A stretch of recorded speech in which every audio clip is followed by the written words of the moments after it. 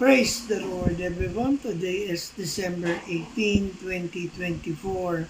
As I share my video journal for today.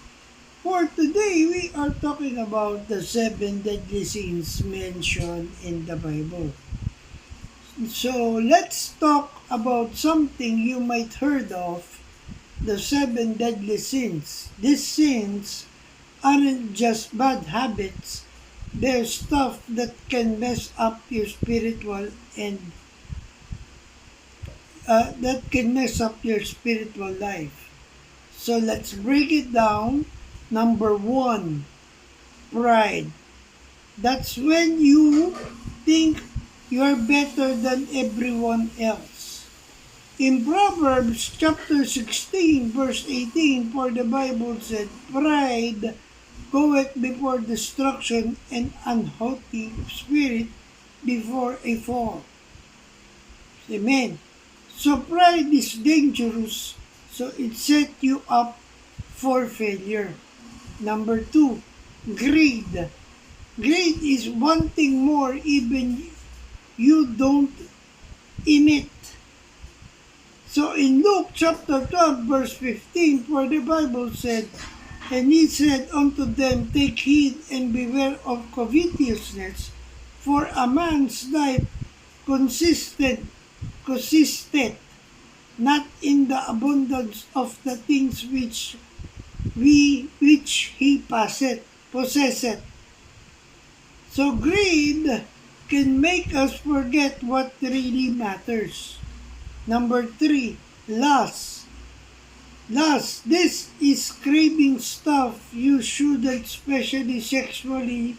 Lust can destroy relationships, trust, and peace. In 1 John chapter 2 verse 16, for the Bible said, for all that is in the world, the lust of the flesh and the lust of the eyes, and the pride of life is not of the Father, but is of the world.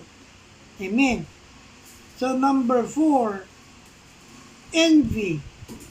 So envy is always wanting what someone else has. It eats you up inside and steal your joy.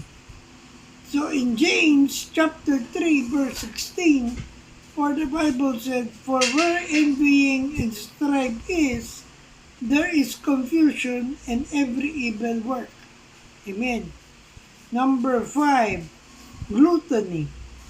So overindulging, not just food but anything, when you let someone control you, that's a problem. So in 1 Corinthians chapter 3 verse 16 to 17, for the Bible said, know ye not that ye are the temple of God, and that the Spirit of God dwelleth in you. Verse 17, if any man defile the temple of God, him shall God destroy, for the temple of God is holy, which temple ye are. Amen. So, number six, wrath. Wrath is anger. Uncontrolled anger can make do things you'll regret. The Bible says, be slower to anger because anger can destroy the relationship fast. In Romans chapter 12 verse 19, for the Bible said, that dearly beloved, avenge not yourselves, but rather give place unto wrath, for it is written, vengeance is mine. I will repay, saith the Lord. Amen. And number seven is sloth. Sloth, it ignores the seven gifts of grace given by the Holy Ghost.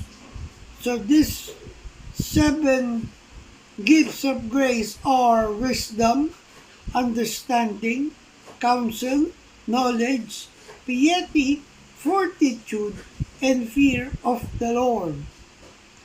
Such disregard slows spiritual progress and animosity towards God. So we could read in the Bible, in Proverbs chapter 18, verse 9, for the Bible said, "He also that is slothful is his work, his brother to him that is a great waste." Amen. Ganun din ang nasasabi sa Proverbs chapter 19, verse 15. "Slothfulness casteth into a deep sleep, and an idle soul shall suffer hunger." So let's not do a slothful life, for our spiritual life will become hungry. So once it's hungry, we'll be stepping out in the fence of protection of the Lord. So avoid these 7 deadly sins, for it's already mentioned in the Bible. So avoid pride, avoid greed, lust, envy, gluttony, wrath, and sloth.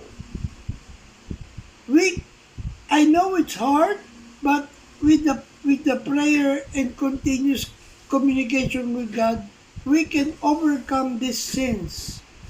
So I hope I have inspired you with this video journal of mine. Remember, we are on a mission. Keep the fire burning, for we live to serve God. Stay safe and God bless everyone. Good morning.